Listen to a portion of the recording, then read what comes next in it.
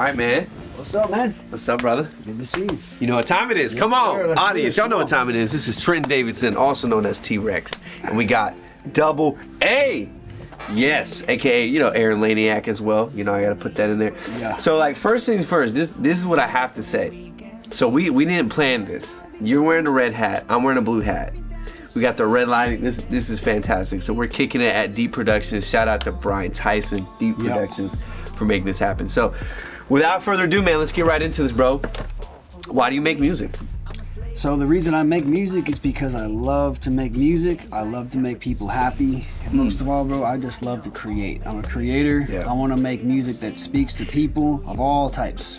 I want to make music that speaks to people that are Christians, non-Christians, people that are white, black, yellow, brown, Asian, whatever. People, I make music for the people. That's why I make music, because I love to make crafts. I love to just make music into something that just speaks to people, something that packs a punch. That's cool. That's what I'm all about. That's cool. So awesome. So, and as you know, I got the first album out. I put that out a year ago in the studio right here, And I just released my second album, Motivation EP, and I'll be taking some singles off that album and putting them back out on Spotify. So, That's gangster. That's awesome, man. Well, I mean, obviously our connection, how we met was pretty awesome. We met at Crossover Church, over there, and it was a program called, what was it? Friday Night Live. And it was all about recovery. And I know that's a huge part of your story. That's what we're going to get into today as well.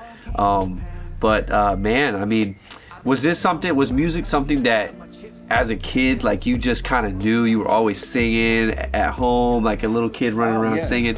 And were you in choir? How did you come up into it? Did you just know it from the beginning? It's a crazy story, man. I was with my family on Christmas, and my mom was sitting with the table with everybody, right? And she's like, Aaron, do you remember when you used to just say rhyming words that just made no sense whatsoever, but you just keep piecing words together? I'm like, no, I don't remember that. But she's like, Aaron, when you were a little kid, you just say words out loud. It all rhyme. Yep. And I got ADD, I got OCD, I got these little, quirks that I deal with, So part of that comes from who I am as a person, people like you and me are ADD, so we're just naturally upbeat. We just all over the place, moving, which makes us good performers. So as a kid, I'm running around yelling out random words and stuff, and I think that kind of contributes to how I think. I might even be on a spectrum of some type. I don't know. Really? I might be. What? Yeah. I didn't know that. So wait, a lot of people don't. Pause on that. Why do you think that? I mean, I know you're extra, bro. I know you're extra. I'm an extra piece of work, but you know what, dude? Yeah. I went to the doctors and they said, you may be ADD and you might be on the spectrum, and so when I just say random stuff out loud, that you can use that as content. Right. You can use that as a gift, so I might be on the spectrum, and I can use whatever God gave me to give back to the world, Wow. So ever since I was a kid, man, I'd run around yelling out crazy stuff, all ADD and all that, but now I can use What's some stuff that you would say? What's some stuff that you would say, bro? My mom told me I used to run around and say a bunch of crazy stuff, and I said, I don't know, I don't remember any of that. Bro, I was in my own world, so... But no, that's I know you be saying some wild stuff. You said some wild stuff 10 minutes ago, bro. I just pop off with the mouth and... Yeah. Okay, so that's kind of how you could, because you could have done any type of genre, right? You could have done soap opera. You could have done country. So why hip hop? Why rap? Why that? The genre, the lane that you're in right now. Why that? Well, so I picked up the bass guitar at 19. Yeah. So I didn't start with hip hop. Oh, really? I actually started with I used to love the new metal music and rock music from the 90s and early 2000s. Okay, name drop. Who are some name drops? Oh, I used to love all the classic bands like Disturbed, Korn, Slipknot, all the... They're getting down with it, say all that stuff, yeah. Yeah, okay. And I picked up the bass and I started playing at churches and stuff, and but music, remember, you're an artist, right? Yep. So once you start making your craft, it evolves. Right. So I'll shout out Kid Rock for a second. Kid Rock has done rap, he's done rock, he's done country, and he's good at all three genres because he as an artist, he evolves, right? He starts with one thing, he gets a little bored of it, and then he just keeps moving on. I still play music. I still play in a 5-piece band in Tampa. I still, I'm out there, and I book shows with the band if I can, and I book shows with rap. And sometimes I'll play on stage with my band, and then I'll have the band step off. I'll grab the mic and I'll start rapping. You know, so I try to mix in things that are kind of, I don't know, just interesting. You know. No, that's good. I mean, I've noticed for me, like it's energy driven for me. You know, like rap, metal, rock, country, doesn't matter, but I have to feel that energy. You know, I don't like, I do like soft, like more classical music and jazz and stuff, but my main sort of things is to continue driving that energy. So I feel like I'm excited to see the evolution of your music, bro, because you are capable of doing multiple, especially because you play an instrument. A lot of rappers nowadays don't. They be hitting buttons, which is cool too, but you know, it's cool that you actually play an instrument, man. So, well, I kind of want to switch over to faith for a second. So, like, if you want to kind of just lay, because realistically, a huge part of like listening to your music is very evident that you have a story. It's very evident that you preach on like sobriety. You preach on battling with demons of addiction, whether it be substance, you know, I don't know, pornography, different things like that, and just overall substances in general. So y'all need to know this. This man doesn't even drink caffeine, okay? Which I don't even understand that. But I love the fact that something that you said, I'll never forget, bro. This is real. Never forget this, man. You said, of course I can do that. Of course I can drink coffee. Of course I can do that. But I'm choosing not to. So when you understand that you can do anything, but choosing not to do certain things, that's the power right there. So anyway, let's do this, man. So kind of dive in a little bit. Talk to me about your journey to sobriety, your journey to know who Jesus is, and how you came to faith and all of that. Yeah, sure. So I grew up in a Christian home. You know, my parents are very faith-based people. You know, my brother and sister, same thing, raised in the Christian home. So, there's no excuse not to know the faith when you're raised in a good Christian home. But, like you, man, like anybody, we kind of pave our own path because we just want to see what the world has to offer. Yeah. So, things got worse for me. As soon as I started hanging with the wrong crowd, I was getting kicked out of school. I was, doing a lot of crazy stuff. And that was before I ever picked up a beer, too. Like, I like the feeling of getting away with something and not getting caught. Like, that's what drove me at first, was getting away. Yeah. So then what happens is you start picking up substance, and that fuels it, because then you can go do crazy stuff under the influence, and it's like a double thrill, So, all that, it's behind me now, but I ended up just coming to my wreckage, and, my dad was like, look, you got nothing left. You lost your car, you lost your job, you basically lost everything except your life, and the only thing that left for you is jail or an institution somewhere. So he said, look, there's a place in Tampa called the Salvation Army, and I think you should go there, and I'm gonna basically pack your bags with you and take you on a plane from North Carolina down to Tampa, Florida, and I'm going to drop you off, and I want you to start your life over at 25 years old. I was your age when I went into that program. You were my age. I was your age when I hit rock bottom. Dang, bro, that's kind of wild. Wow. So my faith wasn't really much there anymore. My faith was, hey, can I make it through the day without a drink? And if I can't, I'm going to steal for it. I'm going to lie for it. I'm going to cheat for it. I'm going to do whatever I can just to get what I need to get. And thank God I don't have a criminal record. I've done a lot of stuff, but I never really got put away. So, thank God. And, I am blessed and highly favored, because I know God protects people that He has a plan for. You understand? So, I went through the program, and my faith got reignited. I started to realize that my life has purpose. It has meaning to it. I have something that God put in me, so you need to fulfill what I started in you. And God starts and He finishes, and everything in between is all good. It's all about His will. It's all about His plan. And what God did for me in that program was completely empty me and fill me with playing music in a new band, sponsoring people in the program, making music, driving people to AA meetings, leading Bible studies, and I started to get the material stuff back too. I started driving a car. I was riding the city bus for a year and a half. I didn't even have a bicycle. I didn't have money for a bicycle, but I slowly started working as a part-time employee in a family store, just slowly starting back on my feet, working at the family store, hanging clothes for a living. I still had a government check coming in. Wow. You know, I'm off the government check. I don't have no more government Come check. on. You know? Come on, Jesus. So Wow. I just slowly got back on my feet, and now, you know, 10 years later, I got 10 years sober, and God slowly took things away and replaced them. He took away the desire for caffeine or drugs or alcohol or even medication. You know, I was on 3 or 4 different types of medication. And God took all that away. He said, it's not wrong to take medication, but you don't need it. You know? And I realized the less that I put in my body, the more I'm allowing him to fill me with all this other stuff and a new mindset. You know, I got a brand new mindset today, bro. You know? Now I can do the things that I only dream of doing before. Wow. Because I learned how to give things out and take in what God has for me. You know? Dang. That's real. So, I mean, you kind of just said, wow, that's awesome. So, like, you basically done every substance you can think of. No, I mean, there's a lot of drugs I haven't done. Like know? what? Like what? Whoa. Let's see. So have you done shrooms? No, I can list all the things I haven't done. Oh yeah. Okay. Yeah. So it's a lot. So it's a lot longer. So it's not that bad. So you didn't get into a whole lot. Okay. Well, I did I mean, obviously alcohol is the main vice, but I've done marijuana, I've done spice, I've done different kinds of pills. Yeah. You know, No, like psychedelics or anything like that. I wanted to, and that's where I feel like the devil was saying, you haven't done enough.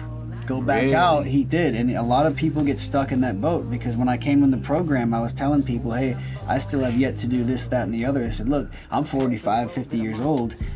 Once you go out and do that again, you'll be right in my place, sitting here 10 years later. If you go out and start doing that crap, you're going to get stuck on it, and it's going to be even harder to come back in this program. He said, if you came in here the first time and you're going to get it right, if you do get it right, then you're good. Yeah, you know, that's real. I mean, I know what it's like to be high. Yeah, you know, I've been drunk every day. I've stole to get high, all that stuff. It's not one drug is the same thing as the next. You know, it's all the same. It's all a temporary fix kind of thing. Absolutely, no, I got you. That's real, bro.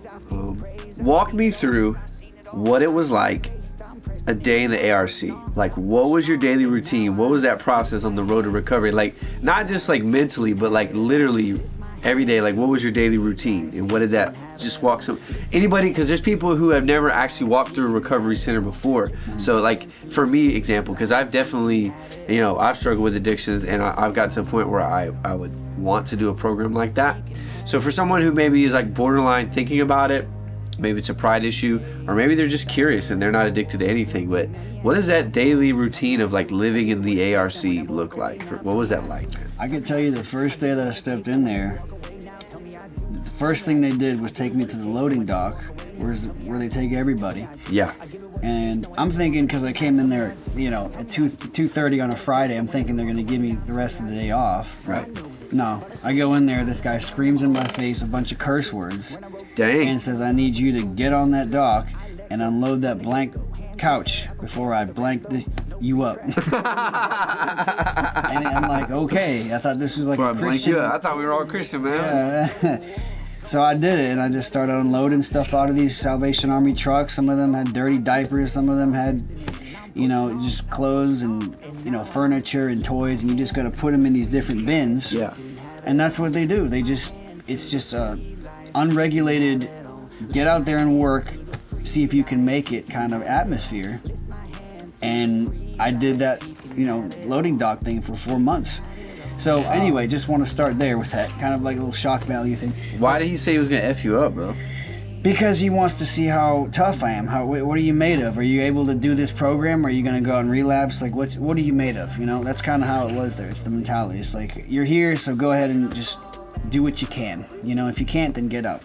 So the programs run like this. They wake you up in the morning. You got to shave every day. It's kind of like military. Tuck your shirt in. You have to put on your name tag. You have to come down. They cut the lights on at 5 in the morning, and you live in a 5-man room with some people have bunk beds, whatever, but there's lockers, and they cut the lights on, so get up, time to go down, you know, eat breakfast, and then they send you to something called work therapy. So they pick and choose what they want you to do. So obviously when you come in there, they have you loading stuff on the dock, but you can go to sorting, you can go work in the family store, you can go to auction, you can go work in the kitchen. They tell you what to do. You're basically being told what to do 24/7. Wow. And you work 8 hours a day, I think at the end of the week, you start by making $8 a week for gratuity. $8 a week. And every week that goes by, you get one more dollar, and they top you at $25. So you don't really make money. And after work therapy, you work 8 hours a day, right? After that, you gotta go hurry upstairs, get in the shower, come down for dinner at 4:30, and then you have meetings, you have Bible studies, you have outside meetings you gotta go to. I mean, you are just completely run to the mill. And they do that because they want to fill your mind with busyness, right? Because a lot of time, they say the idle time's the devil's time, right? Right. So if you're not staying busy, then what are you doing? Twiddling your thumbs, Like what are you gonna do with your time if you're not staying busy with productive things like going to meetings and going to? They just basically add structure to your life that was completely unstructured. So if you go to a rehab program to visit, you'll see probably a bunch of guys walking around with their shirts tucked in. No one's got a beard. They just they're just there being told what to do. So that's the expectation of what you would see at a rehab. Any of them, really. They're all kind of run the same, Wow. Okay. But I learned structure from that. I learned that, life is, you need structure to live a good life. You can't just be all over the place and expect things to work for you. Yeah. I mean, even going to a job. Like before I came in there, I couldn't hold a job. Like I'm leaving on my 15-minute break at PetSmart, chugging a 6-pack of beer, throwing it up, and then going back to that's not going to work long term. You'll never keep a job. You'll never keep a relationship. You'll never keep anything. You just when you're caught in that kind of addiction, you need structure, and that program helped me. And that's true, honestly. That's the thing. A lot of people, they think that the mundane tasks are boring. Like, it'll make your life boring, or it'll make your life feel like, dang, I'm a robot, I do the same. But actually, having structure to your life can actually give you freedom, because you feel like you're in control of some things. Obviously God's in control, but you can control the things that God's given you to control, because He's given us the ability to steward stuff, right? Steward our money, steward our relationships, steward our faith, steward our, personal health, all that stuff. So when you actually can feel like, dang, you know what? I actually was in control of that today. I didn't let the world just make me move all around and be all chaos. Like you're saying, I have order. No, I have a clear path and I'm taking that. So that's cool, man. Yo, what does the ARC stand for? The ARC. What's the name? What is it actually? Is it Adult Rehabilitation Center? Adult Rehab Center. That's fire. So how long was the program? You're required to do 6 months. 6 months? How do they expect you to live? Like make a living, bro? You put your life on hold just to, think about it this way. What is 6 months though? Yeah. What if you never stop doing alcohol or drugs? What is 10 years from then? What is 6 months compared to the next 10 years? Right. If you propel that little segment of time for the rest of your life, 6 months is nothing. It's just a small increment of discipline where it's grueling, man. It's not fun being there. Yeah, it's not fun. Yeah, it ain't no daycare or nothing. It's work, but it's what propels people to get from point A to point B, and find success. I got you. So are you still connected with some of the buddies that were your bunkmates, your bunkies? Yeah, some people a couple of friends, man. I've stayed in touch with them that they've been in and out, but there's some really good close friends I've made over the past 10 years with some friends, man. People move on. I love to see friends that just kind of vanish for a while because they got families and kids. They didn't have that. They got a job and they got their life. It's I don't hear from them all the time. Yeah. But I'm happy for them. I'm glad to see their success. So if you could pick, all right, 3 secular, 3 Christian, influences. So your top 3 of all time: secular influences, Christian influence, music-wise. Go. Okay, so check this out. Top 3 Christian artists. I'm gonna say Lecrae. Yeah. Thistle. Yeah. And I'm also gonna throw in a rock band too. I'm gonna say Manifest. No. I'm gonna say the band Red. You know why? Because I saw them. Yeah, Red's cool. I saw them live, and they were real. And remember, I do rock music too. All right. So what I love about those 2 genres is rock and rap is you got the same kind of energy, you know, because rock is just, it brings out such energy, you know, so doesn't rap. Top 3 secular artists, I'm going to say... This was aggressive. Like he likes that dirty rap. He like that. Yeah, you know I gotta kill them all. Yeah, that boy. That's why this was cool. He's like, yeah, but you know one thing about Thistle is signed up to die. His mission was to plant churches in the trap.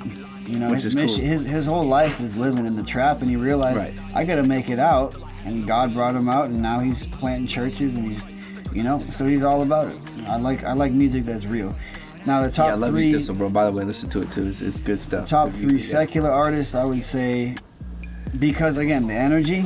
I'm gonna say Little John and the East Side Boy. I know, I don't care. I know those are so old school, but Bro, you said Little John?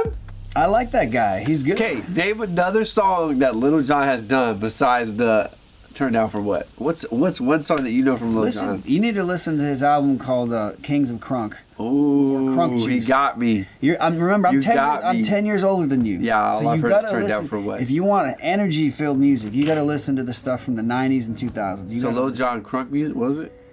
He's got 2 albums that came out in the 90s. It's Kings of Crunk and Crunk Juice. And it's just like, you know, crazy energy kind of. Yeah, I love that because that's what you want to do on stage. You want to just be at a show with people bringing that energy. So first one, secular, Little John. Wow. Okay. The other 2, I'm actually going to tell. I'm going to say Slipknot, another crazy energy band on stage. And they're probably. I'm not talking about lyrics and content. I'm just saying. I am. A little talking satanic, about, probably low key, but yeah. Well, you know what? Secular. Yeah, I got you. And the third one, I'm going to say. This was you ever heard of Static X? No. It's a new metal band that you don't really hear much anymore. But they have such an interesting sound. Static X. New metal. Listen to that, yeah. Static X is one of those 90s metal bands. So I really like their performance, and the reason I like the secular music is the performance, the energy, and I like they have their niche, you know, like Slipknot's got their masks. Static X has the guy, his hair is all the way up here. It's like 4 feet tall. You know, really. So it's like stuff like that. People found something that created their image. You know, like if you think about you know, I don't know, modern day artists. You gotta find. Like I was watching this show called the Next Top Artist, and it was kind of gimmicky. But this guy came on, and his thing was this. He as soon as he started rapping, he pulled out a Rubik's cube and he did it in like 10 seconds, and that was his little gimmicky. But you know what? People knew him by that. You know, and so he's rapping while doing a Rubik's cube. Yeah, I mean that's whether it's cheesy or not. Like people knew that's what he did. So they're this guy. So what about you? I feel like you're on the journey of figuring that out yet. I don't know. My hope is that like I can combine, you know, playing music with the band, and then having them set off for a second, get on the mic and rapping, and just have some kind of because the image I want to have is something called Dubl-A music. It's not just being a complete rap artist, but an artist that's innovative and, you know, have a band and have a solo project, you know, and kind of combine the two. And I don't know, you know? Dude, I really feel like God could use you to set fire, man, to the community, like recovery communities. Because, like, yes, during those 6 months that you were at that program, did they have any music? Yeah, and I was a part of the band. Right. Interesting enough, we played secular songs that have positive messages, like Freebird.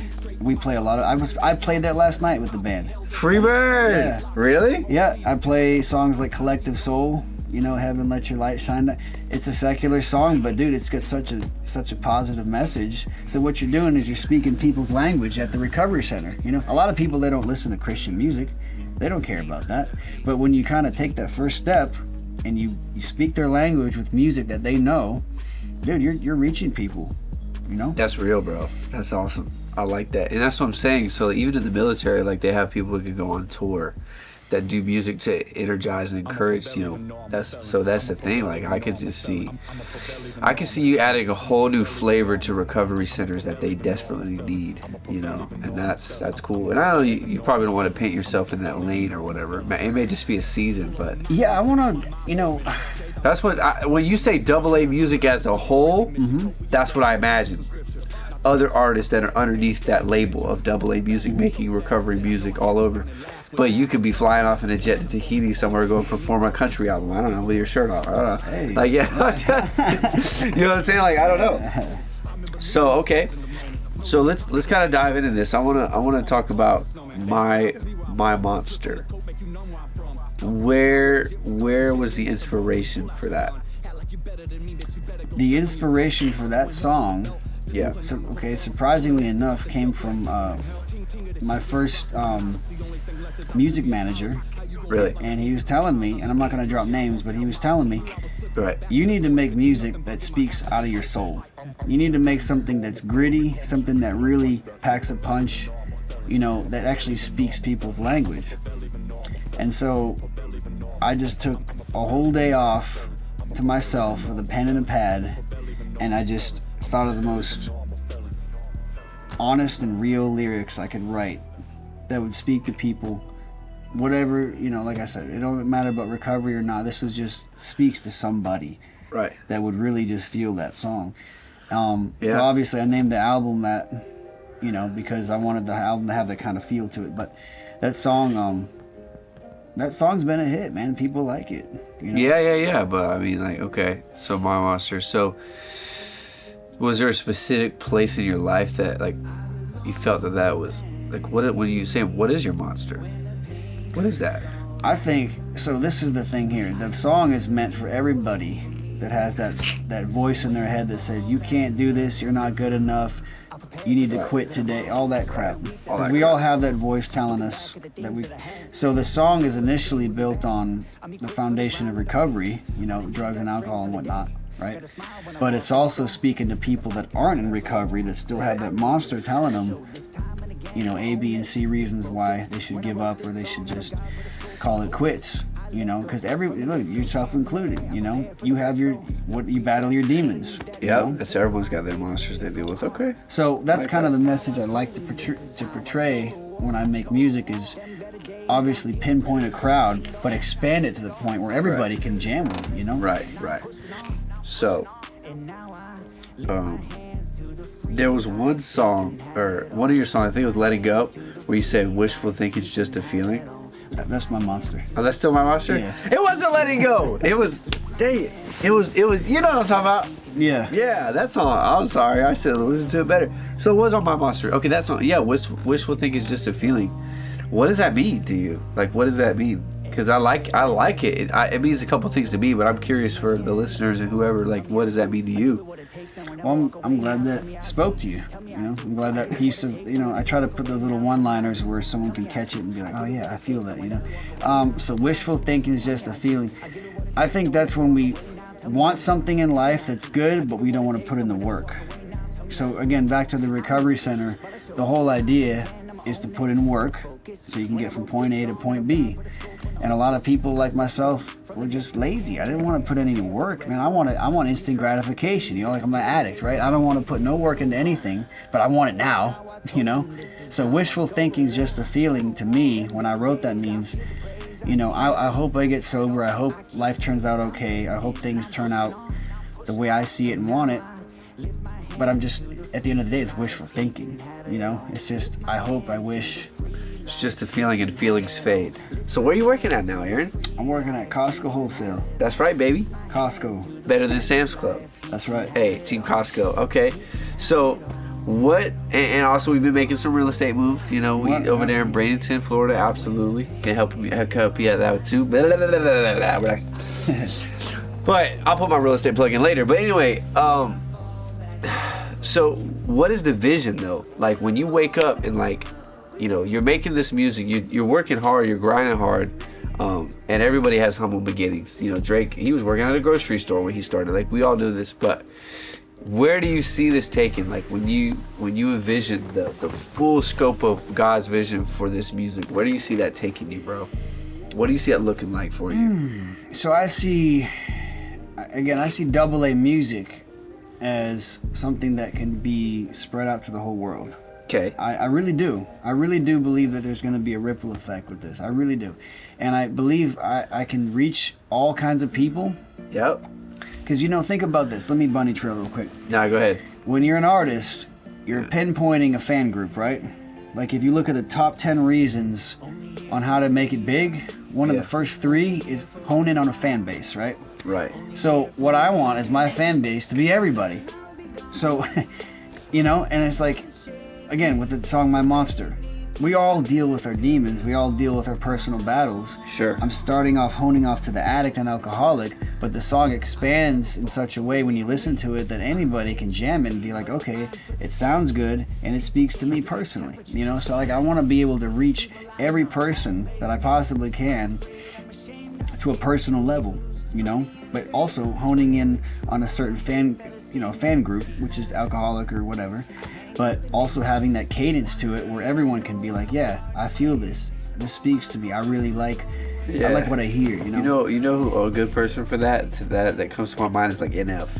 Yeah. Because NF talks about certain things, but he's mainstream. He's all over the place. Like the lyrics can still appeal to everybody, and everyone can relate to it in their own way. Like, yeah, he talks a lot about mental health too. I mean, like how many people take antidepressants? 2/3 of America. Woo! Dang. So it's like he knows what he's doing. Like if you talk about big name issues that we all have, and then add your own little flavor to it, like NF is a Christian, right? But he also talks about everything else that could draw your attention to his music. So he's smart. He's a good marketer. You know, he's definitely a top 10 artist. You know. Yep. Dude, so do you feel like Christian hip hop today is lame? I'm gonna say yes and no. I feel like I'm gonna say hip hop in 2023. I put you on your toes with that question, bro. Come on, man. Go on. I like that. Put me on my toes. Put some fire under me. All right. Yeah. I think I'm gonna say this. I'm gonna answer it like this. I think hip hop in 2023 definitely needs some work. I think in general, like even on the secular side. I think that some people need to get put back on the shelf because what they're doing. I know. Oh! Hey, I'm not the first one to say that, and I'm going to tell you why. Because a lot of what people are doing, even in the Christian hip hop community, is they're doing this: copy, cut, paste, repeat. Copy, cut, paste, repeat. There's not much originality. People just they hear something and they say, I want to be like that guy because he's got money, he's got women, he's got fame, he's got jewelry, even though half the jewelry is fake.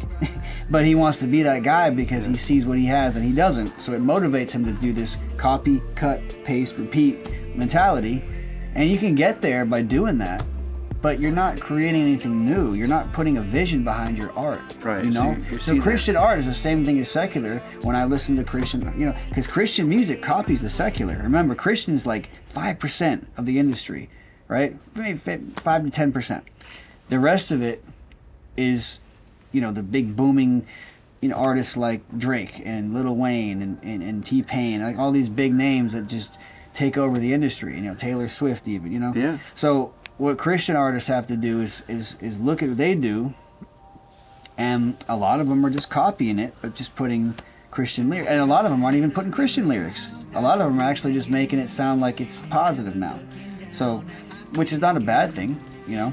Yeah, but it's like the motive. Only God knows the heart, right? Right. You know, and the motive. And some people, the motive is pretty clear, you know? Wow. That says a lot. So how are you going to be the difference in the industry? So, good question. What I believe is that my personality and my testimony, you know, being on stage and just having a certain presence to me, like I'm hoping that I'm more of the centerpiece than the music. Like I'm hoping that I can draw people closer to God by just interacting with more people and, you know, playing more shows. Like I really believe this too. I believe that when you watch an artist on TV, you hear their music, but you're seeing the person in action. Right. And I feel like there's some, I've never met Taylor Swift, you know, but I'm sure like what you see is what you get, right? So if you meet her in person, I'm sure she's the same kind of happy, dancy, you know, bubbly, whatever, you know what I'm saying, kind of person. It's like, what if she's not? Well, she might not be, but what I'm saying is this. I think I want people to fall in love, not with me, but God in me. Yeah. As I bring out that cadence into the crowd. There you go. That's what I want. That's what I'm talking about. And that's what Dubl-A music's all about. Is letting God work through me in front of an audience and letting the music kind of be that centerpiece that draws the good spirit out of me. You know what I'm saying? Yeah. So that's the hope. That's the vision. and I'm hoping it happens. It will. And it will. I'm gonna put in the work. It's time. Yeah, you're putting in that remember, work. wishful thinking is just a feeling.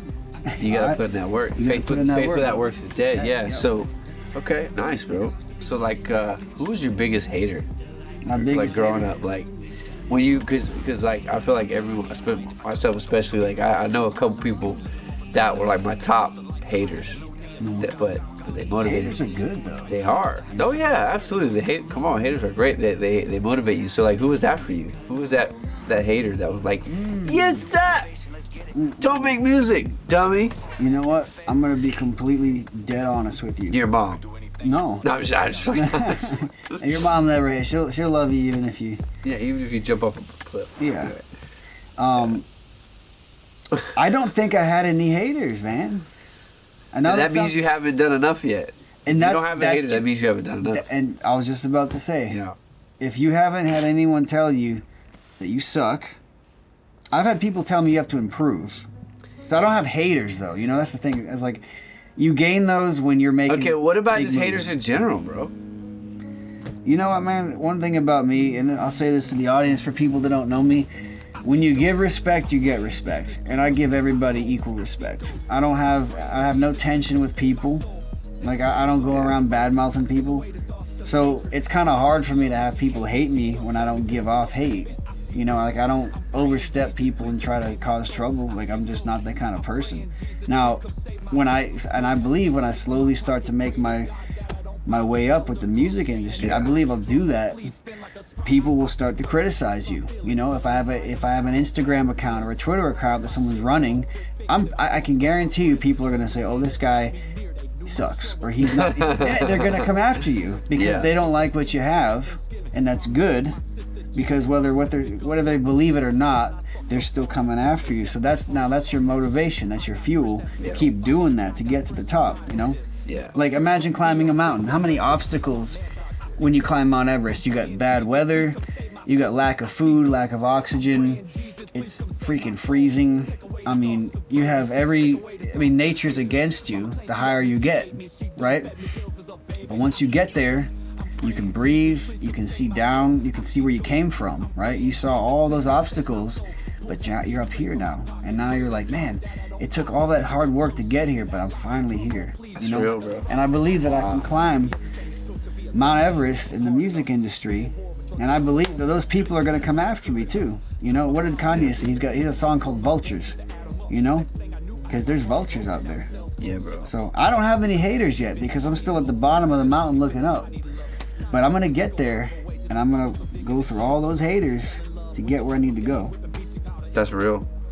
I like that, bro. I like that a lot, man. Okay. So, I guess the opposite of that would be who would you say your biggest supporter is? Who would you say is that person that has been like supporting you right by your side?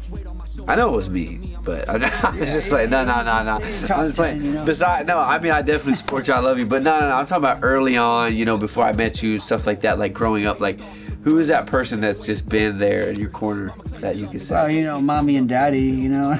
You mommy and daddy. Well, of course, your family. You know, your family's there. No, that's real. I think Respect. my biggest support network was the people at Salvation Army that saw me come in at my worst and leave at my best. When people saw potential in me and they saw that testimony growing, and when I started to give back in the community, wow, dude, I had nothing but support and love from people, you know? Wow. So my biggest supporters are the ones right now pushing me to say, keep doing what you're doing, you know? Hey, crazy thought. What if I actually make it to the top of the mountain with no haters? What if it's just smooth sailing? What if you could do that? What if I just keep on this track? And just hypothetically. Okay. Because anything's possible. This is a theory. Anything's possible. But what if you do your craft, your music, your vision, your focus, and you go all the way to the top of the mountain, and you've got nothing but support. You got nothing but clean oxygen, plenty of food, clear weather. All the obstacles they're just counteracted. They're actually good. What if you have people pushing you to the top of the mountain? What if you could actually do that? And that's what I'm trying to do. I mean, look, if haters come, they come. Whatever. But what if you just be a good person, earn the respect of others, keep doing what you're doing? What if? Woo! Woo! Because that would be, Come on. now listen, that would be the first time in history that somebody actually made it to the top without ever having any of those struggles and setbacks. Dang. You know? Remember, man, as an artist, you want to stand out. You know? You want to find your niche. You want to find something that makes you different. You know? Like I said earlier, like I might even be on a spectrum. I might have, you know... Yeah. And I got a few things on paper that the doctor spoke over me, and you know, like, dude, those setbacks haven't been anything but more than propelling me, though. You know, like when I told you earlier, I was running around like a kid, 5 years old, saying rhyming words and ADD. It's like that kind of stuff there. You know, it's who I am. Yeah. And there might be some minor setbacks from that in school and learning, but dude, you know what? The positive outweighs the negative, and I believe that the music that I'm doing now. It's gonna be great, man. And God made me who I am, you know, fearfully and wonderfully made. Yeah, that's real. That's real, brother. Well, I got a couple more questions for you, and I think we'll wrap this all up, man. So, what was your first gig like? What was that? What was your first gig, and what was the experience of that? My first gig, okay, let's roll this back about 5 years. My first gig, like live gig on stage, yeah. Okay. Yeah, so first shot, first opportunity to do your thing. So I'll just exclude all the rock and roll stuff I did on stage and just go right to the first hip hop song. Like I guess the first solo act, really. First solo act, I think that was 5 years ago. I actually had a band playing the instrumental. I didn't have a track. Yeah, I mean that's still fine. Yeah, where you were the solo, you were the main event, like you were it. I think it was well received, but I saw the video and I'm like, like this is cringy. Where was that? Where was that? It was at the Tampa ARC. Oh, okay, at the ARC. And they I gave wrote you a the shot. song, and I told the band what to play with the guitars. You know, dan dan dan dan. You know, I had this little jam going and got on the mic, and I just started rapping. Dude, it was fun, but like. Looking back at that, I can see how much progress I've made, because we could all look back at our first. Like, I'm gonna tell you, I had an album out in like 2010 that I made with my buddy on my mom's iMac. It was like a bootleg Iranian program that he downloaded illegally, and you know. And I looked, and I remember the song that I did. It was a 10. You're going to make it. Yeah. It was like a 10-song album with 2 skits, and it was so. Awful. Was that back when like LimeWire was going on? LimeWire was a thing back. I'm dating myself right now, but yeah. Nah, that's cool. It was, back in the day too. It was crap, dude. I'll be honest. You know, it would never get anywhere. I was handing out CDs for free, and people would probably listen to 1 or 2 songs. But I loved what I did at the time. You know. Do you still have copies of that? I don't. Bro, see, I wish I did. did. You should anyway, just for you and for other people that know you. Like. Yeah. That's cool. Wow. But they're in your mind. Remember, first songs, you know, those were not even mediocre at best. Yeah. You know, first live performance. Though, it was well received, but they knew that I wasn't even a polished, you know, I wasn't even known. Like, I wasn't even like no one even knew I was trying to like rap. They're like, but it fired you up though. Yeah. But that's what got me going. It was like I started writing lyrics and I started getting the show on the road, you know, so to speak. So that's sick. So walk me into your what is your process like? Because at my job, different places, Bible studies, whatever, we've been talking about process a lot. So what does your creative process look like? Like how does God work through you to make music? So when I throw on instrumentals, I let the beat speak to me, and then I put the lyrics on top. Now I know some people will just write, and then they try to find beats and they don't like the beats, so they change. The beat actually brings out the lyrics in me, so I kind of have like a reversed way of hearing content and lyrics. Yeah. You know? When I throw on a beat, I hear it and I can hear the style, I can hear the cadence, I can hear how I'm gonna place the vocals. You always do that da. Like you just know, before you even know what you're gonna say, you're gonna know how you're gonna say it. I know exactly I don't know what I'm gonna say, I know how I'm gonna say it. Then you go to the And I even hear the breaks in the song too, you know? The beat to me is everything. When I listen to an instrumental, I know exactly how I'm gonna say it, when I'm gonna cut the little breaks in there, you know, even the hooks. Like I can hear it in the beat. I just hear myself singing or rapping on a hook. So the beat to me is everything. Throw on a good beat, I never change the beat. I just keep writing lyrics to that beat. I got you. So. Okay. That's cool. So but is there you have to be at a specific place to write?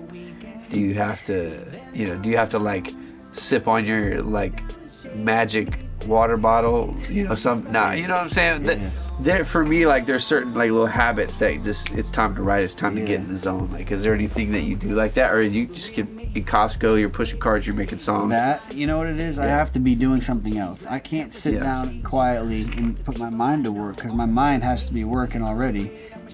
Actually get geared up into writing, which is crazy. Really? Oh wow! So you kind of have to be on the go and moving while you're doing it. Which is crazy, because like if I want to read a book, I think people sitting at airports are crazy trying to read a book because there's so much noise around. But when it comes to actually, like, I have to be in complete silence if I want to read a book.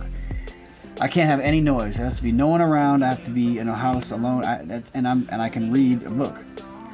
But when it comes to actually putting words to a page, writing stuff down, I need to be doing something else to keep my mind going. So it's kind of a weird thinking process. See, that's something I didn't know. So maybe on a treadmill. You're on a treadmill. Yeah, dude, you know what? Just on the way here, I try not to like drive and get on my phone. Yeah, driving, right. But no, driving, dude. Driving, making music is pretty fire. Because your mind is telling you to drive, hit the gas, and so when I'm thinking of those things, my mind's also spinning. I'm like, okay, it gears your mind up when you're doing something else, Yeah. So I just have to have my mind working. It's kind of like an engine, right? Like the engine has to be going for the car to move, so to speak. So my mind is the engine, I gotta just have that going so I can really think about. So that's just the way I am, man. That's cool. That's cool. Well, that's it, man. This is what I like you to do. I would like you at this point to speak directly to the camera, whoever's gonna be listening to this and watching this, and I just want you to give your if you could, if this is your last few moments on earth and you had to pass off some wisdom from what you've learned in your life to that next generation, maybe it's an artist who's wanting to make music, maybe it's not, maybe it's just a person, and maybe it's someone struggling right now. Just give your little piece to them of encouragement and that nugget of wisdom that they could take with them, and we'll pray it out, man. I want you to pray this out, brother. Yeah. So kind of speak to that person who's you're listening. What's that nugget of wisdom? So here's my nugget of wisdom for all the listeners out there that want to hear just a little tidbit of truth. We do live forever. On this earth we leave something called a legacy. And that legacy is something that carries on after generation after generation. So let your legacy live on. Don't ever stop yourself with fear, with the lies, the monster in your head saying you can't do something. Yeah. Because some of the greatest people in this world cut themselves short, and they didn't allow their legacy to live on. They stopped with their life, they died, moved on, but they didn't leave something for the next person to take away. So I want to encourage everybody watching this video, find your legacy, put in the work, and let your legacy live on so the next people can live their legacy too. Oh, come on, baby. All right. Oh, come on. Love you, brother. Love you, bro. Good Thank stuff. you for doing this. Yes, sir. Thank y'all for watching and listening. Hey. Yes, sir. Let's get it. Yeah. All right, that's cool. I like that.